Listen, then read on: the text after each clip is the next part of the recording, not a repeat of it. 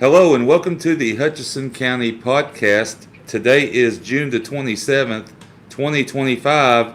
My guest today is McKenzie Vaughn, head softball coach of the Brookeland Lady Cats. McKenzie, welcome to the Hutchinson County Podcast. I'm glad to be here. Well, I appreciate it. Got some questions I was going to get Danny or Susie to ask, and they're kind of shy, so I'll go ahead and do it for them and get some eye rolls from them. But anyhow, we'll start with the first question. Can you tell us about your background in softball and what led you to coaching at Brookeland High School? So, I started my softball career actually in Stinnett, Texas when we moved there. I believe I was in the 5th grade. I played under a few coaches there. I think Ricky Treon was one of my coaches. Kelly Toll was one of my coaches. And, went into high school. I played some summer league ball in Fritch, but went into high school with Coach Morris there for my first 2 years. And then Coach Danny Anderson, my last 2 years there. I just knew that was something I loved and wanted to keep doing. So I went and played 2 years at Frank Phillips. And after those 2 years, I kind of decided to move on. But after I graduated college, I felt like I was missing something. And that was just my, just missing that team feeling. And I decided to get into coaching. I started my coaching career at Woodville ISD, and I was the head coach there for 2 years. I met my husband. We got married, and I went to the school that he worked at. He was the basketball coach there. And I am currently, I guess next year will be my 7th year coaching in Brookeland. That's pretty good there. Some coaches don't last 2 or 3 years. So it's working out pretty good for you. So we'll move on to the next one. Who were some of your biggest influences on you as a player or coach? So, I think as a player, back in the day, softball wasn't really a big thing to watch on TV. I think growing up, the older girls definitely were a big influence on me, but I think probably one of my biggest ones was Coach Anderson. I'd tell everybody that if I didn't have my dad alive when I got married, I would have asked him to walk me down the aisle. That's how much, I respected him, and I still love him and respect him as he's just a good dude, and he kind of inspired me to want to be a coach. So, yeah. Okay, that sounds pretty good. We'll move on to coaching philosophy. How would you describe your coaching philosophy both on and off the field? So that has changed over the years. It changes a little bit every year with the different team that I have. I definitely like to hold my girls accountable, but I also like them to hold themselves accountable. I like to treat them as people before athletes, and I think that helps me build a good relationship with them because they realize that I see them not just as, my star pitcher. I see them as a young adult or young girl growing into being a young adult. And so, I try to keep it fun. Now, when I first started coaching, I was all about business. Like, we were going to do this, we were going to do it right. And over the years, I've just learned a few things, and having fun and reminding them that it is a game. And at the end of the day, we have to play. And when you play hard and you win, then it's fun. So I just, I hold them accountable. And I think that relationship that I have with them, being in Brookeland for, going on 7 years, I've had those kids since they were in junior high. So I've been able to really build a good relationship with them in the classroom because I teach some of them, and then, on the field. And I pretty much become like their second mom because they're with me more during season than they are with their family. And so I just, kind of go about it in a way of let's have fun, but let's take care of business. Okay, I think this next question you kind of answered, but I'll go ahead and ask it again. How do you balance developing athletic skills with building character and leadership in your players? Well, that kind of just goes hand in hand, If Yes. you're building and taking that time with your players, and even just one-on-one time. If I see one girl struggling, I'll pull her to the side and I'll say, okay, this is what we're doing. Let's try to do something different because what we're doing is not working. So when they see that I truly care about them, I think that shows them that, our relationship is a little bit deeper than just, X's and O's or whatever you want to call it. In softball, I can't really call it X's and O's, but it's similar. It just goes hand in hand. Okay, we're going to talk about this year's team. The other part of the question, what makes them unique? Outside of playing in the state final game, what else makes this year's team unique? What makes them unique is I've never had a team really that has wanted to win so bad. They work hard. They don't settle for anything less than their best. And after a game, even after the state game, they were like, we could have done this better. I could have done this better. And they, like I said earlier, they hold themselves accountable for their own mistakes. And I think, one, that's building character, and that's going to help them be better humans outside of softball. But they're just, I know it sounds cliche, but they're built different. They have been a group of kids that have worked hard since Little League. I believe they went to the state tournament when they were in elementary or junior high. But this group of sophomores is big, and they've played with each other growing up. So I think that's what sets them apart. Like, they've stayed with each other, and they know each other. They have that chemistry. So it's just like, it's a team. It's a sisterhood. It's actually like probably one of my most favorite seasons that I've coached, and it was really, really a short season for us because they went so far in basketball. They made it to the regional finals, so that cut into my scrimmages, that cut into 2 tournaments and a regular season game. So I had them for 1 practice, and then we went into playing a tournament. And when you are making that switch so quick, it's hard to make that adjustment. But honestly, I tell people this, I would rather start our season a little bit later, because when we peak, other teams have already peaked. And when we're playing our best ball, other teams have already reached that point, and they're kind of just, coasting. When we peak, it's towards the end of the season, at the end of the playoffs. So I think that kind of gives us a little one-up, and it kind of showed this year. Okay, I'm going to go off script here and just talk about, I know they had UIL realignment this season. Was it the 4 teams make the playoffs? You had big school, small school, or was it just all of Class 1A and the top 4 in the district went to the playoffs? So how they do it in 1 and 2A is, in my district, I play 1As and 2As. There's not enough 1As in the state of Texas to just make like a 1A district. So I'm playing 1As, 2As during my district schedule.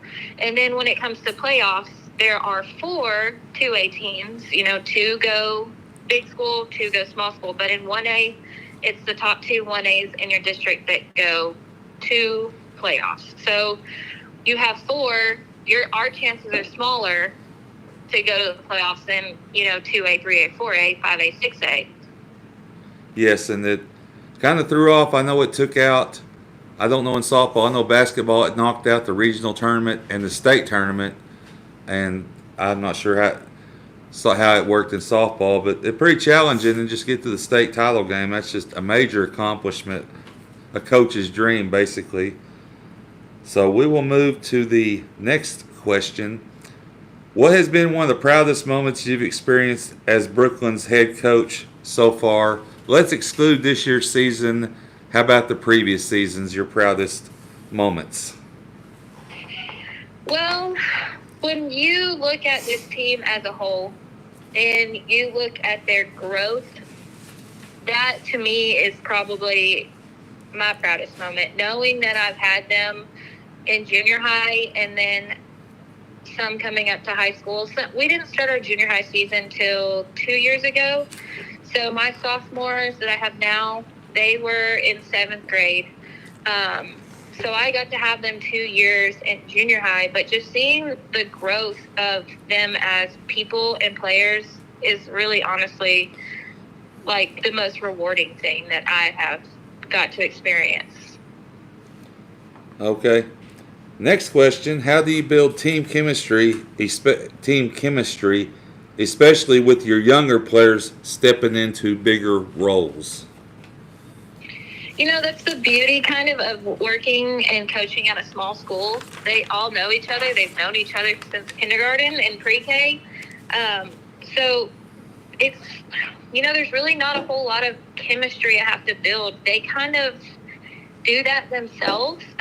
They play every sport. I took a team to the state cross country meet this year, and those same girls that were on that team played basketball and made it to the regional finals. So they are with each other all year long, and they, like I said, they form a bond and a sisterhood, and they'll go to war for each other. They'll fight, and they don't want to let each other down. So the team chemistry kind of just, it's not something I have to do now. I coach girls, and we have to work on that sometimes. But for the most part, that just is kind of something that comes natural. All right. Sounds good. Next one we'll go to. Small schools often have to compete with bigger schools. How do you motivate your players to embrace that underdog role? Well, that's something that we've been building on for a couple of years, because when I first got to Brookeland, we were the underdog. We struggled to play the bigger schools, and that was something that was tough for them. But now these girls that I have, they want to play the bigger schools. They want the challenge. They want to go out there and play the best, because to be the best, you've got to play the best. And I've always made my schedule harder in the preseason, just because if I'm not pushing them, or if they're not pushing themselves, we're not going to get any better. You can practice all day long, but at the end of the day, it's the games that really give you that experience and put you above, the rest. And so we play big schools as soon as we start playing, and that's not really a big, crazy thing for them. They want to be playing the bigger schools. They've asked me, hey, I don't feel like we played a good game against them. Can we play them again? And it's hard scheduling games in there, and I do my best to try to get some extra ones, but they want to play the best because they want to show that they are the best. So what classification is the biggest one you played this past season? Let's see, I believe we played 2A. I think this year the biggest school that we played was a 3A. Just because, we had very little games, and we actually played them in a tournament, because when we start, we get into tournament, we get one tournament, and then we start our district schedule. So, like I said, when you don't get that many games, it's kind of a struggle. I try to do pickup games with schools on the weekends when I can, but it's hard because they do so much. In the spring, they're busy. They run track. They play tennis. Some of them play golf. They do UIL academics, and they play softball. And on top of that, they need some time to be kids and take care of their schoolwork. So it makes it tough, but, we do what we can, and it's just tough. Okay. Having your kids do everything, you know what I'm saying? Oh, yeah, small school Well, you went to a small school. I went to a small school. Not as small as the one you're at, but mostly kids do every sport. That's just a necessity with the enrollment numbers. Hmm. So we'll move on to how important is the community support for your program, and how does it impact your players? We saw a lot of community support, honestly, all year. And I keep talking about basketball, but that kind of set the tone for us in softball, because they knew what these girls were capable of. And so towards the end of the season, it makes it tough when I have kids that have, brothers that play on the baseball team. So we're splitting parents up. And that kind of affects our fans at a game every once in a while, but not much. But the community support that we had this year was unmatched, and everybody just there were so many people at the state game in Austin that I was actually kind of shocked. I didn't think that many people would travel that far, but we saw support from the surrounding counties as well. They lit up the water tower like 12 miles down the road in blue. They changed the lights on our dam at the lake to blue and yellow. My girls were able to go eat lunch that a local restaurant provided for them. You have churches bringing snacks the whole week. I was like, I don't know if they're going to eat all these, but they definitely did. We didn't have any snacks left over. That's one thing those girls like to do is eat. But the community support was, like I said, unmatched, and that makes you feel good as a coach and as a player, because you want people to see all the hard work that you've put in. Okay, the next question. Are there any traditions or special moments at Brookeland softball that really bring everyone together? That's a tough question.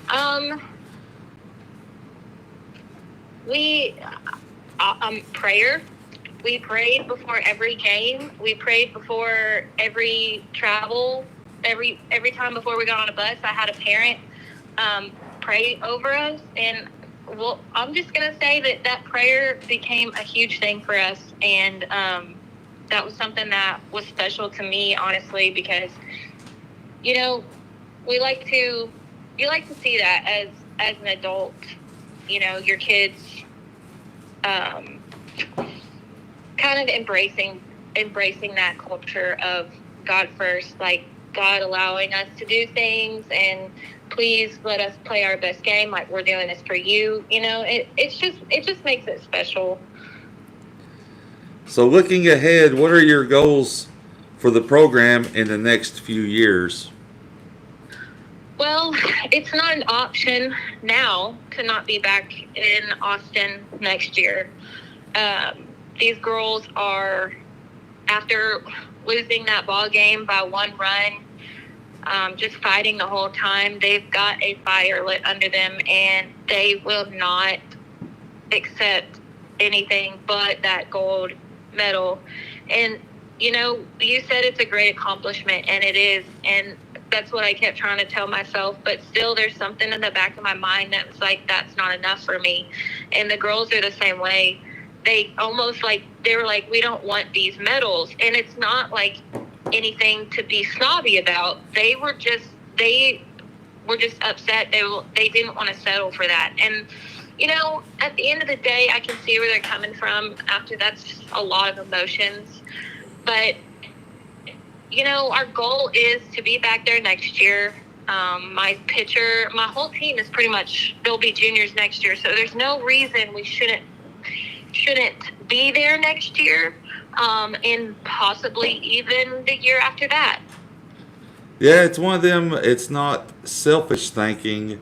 If they was a class of seniors, it would have been a different, felt like it was an accomplishment. They were seniors. They wish they would have won, but they can't redeem themselves. You have a class full of sophomores. They got 2 more years to do it. So totally understandable, that mindset of unfinished business, basically. Be looking forward to next season for sure. Yes. So, okay, for your younger athletes or inspiring coaches listening, what advice would you give them? Keep working hard. There was, as a coach, and I know fellow coaches can vouch for this, you are never the good guy. So you're feeling like you are proving yourself every time you step on the field, the court, wherever you are coaching. And my advice is just to keep going, because at the end of the day, you were put there for a reason. Don't change the way you coach to fit what other people think you need to be, because there were times where I found myself, kind of questioning how I did things. And then finally I was like, you know what? No, like, this is how we're going to do it. I know what I'm doing. And just having that confidence in myself also is something that the players see. So just keep working hard. Don't give up, and always trust yourself, because when you make those quick decisions, you think those are the correct decisions in the moment. So you can't please everybody, and don't worry about what people say if you wouldn't seek advice from them. And the last question, this might be the hardest one, this could be the easiest question.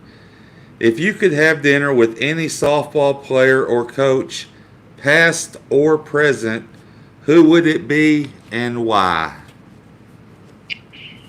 Well, I got to watch the great Patty Gasso, who coaches the Oklahoma Sooners, last year, I believe, coach in Louisiana. I went and watched him play Lamar State, and they played McNeese. And honestly, Patty Gasso is a GOAT. She knows what she's doing, so I would just really like to pick her brain. There's a lot of things that I do that kind of mimics what she does. Obviously, mine's at a little bit different level, but I would probably like to have dinner with Patty Gasso and the senior class that she graduated, not this season, but last season, because they were just a bunch of go-getters. So to kind of pick their brain and see their mindsets, that would be pretty cool for me. Yeah, if I'm mistaken, Oklahoma till this year, they had a pretty long winning streak there for a while there in the Big 12. Yeah, well, Big 12. I think it was just undefeated and everything, and them kind of falling short this year. A lot of people were disappointed in that. A couple of people in this household where I'm doing the podcast tonight, but they said they'll bounce back. They're used to winning, kind of got a taste of losing, so they should be back in the mix next year. But time will tell. So, McKenzie, that transfer portal kind of puts everything into a little bit different perspective for everybody. Yeah, whoever can put out the Porsche and the money, that's who's going to have the good teams. Texas Tech has that pitcher this year, that $1 million contract, and shoot, we knew back in, well, Danny could verify, SMU back in the early 80s, paying their players, had a school that nobody knew about, was nationally ranked a national powerhouse because of money, but that was way before its time, and a conversation for another time. But McKenzie, I wish you good luck in the future. Good luck on all your sports, and enjoy your summer off, if you get much of a summer off, and we'll see what happens next year. All right. Well, thank you for having me. I've really enjoyed being on this little podcast. I think it's a cool little thing that you do. I appreciate it. That means a lot. Hear them kind words. So thank you again. So that wraps up another episode of the Hutchinson County Podcast. A big thank you to our sponsors, the High Plains Observer, keeping you connected to the community news that matters, and the Bulger News Herald, your trusted source for local journalism in the Panhandle. Until next time, for McKenzie, for myself, we are out of here.